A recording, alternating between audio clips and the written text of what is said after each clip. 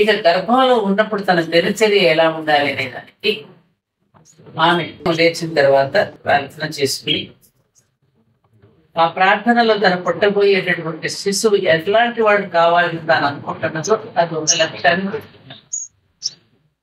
నాకు పుట్టబోయేటటువంటి కుమార్తె కానీ కుమారుడు కానీ సమాజాన్ని సేవించుకునేటటువంటి వాడిగా, తన కాళ్ళ మీద తను నిలబడేటటువంటి వాడిగా, ఒక ఉత్తమ పౌరుడుగా, ఉత్తమ కుమారుడుగా, ఈ విధంగా అన్ని రంగాలలో రాణించేవాడుగా, ఒక సౌర్యుడుగా లేదా ఒక వీర్యవాన్గా, ఒకటే తనకు ఏదైతే ఇచ్చ ఉన్నదో ఆ ఇచ్చ ప్రకారం తన కుమార్తె పుట్టాలని ముందు భగవంతుడు తను ప్రార్థన చేసుకుంటూ తన తండ్రిని ప్రారంభం చేసి ఎక్సర్సైజెస్ కూడా తనకు తగినట్టుగా చేసుకోవాలి.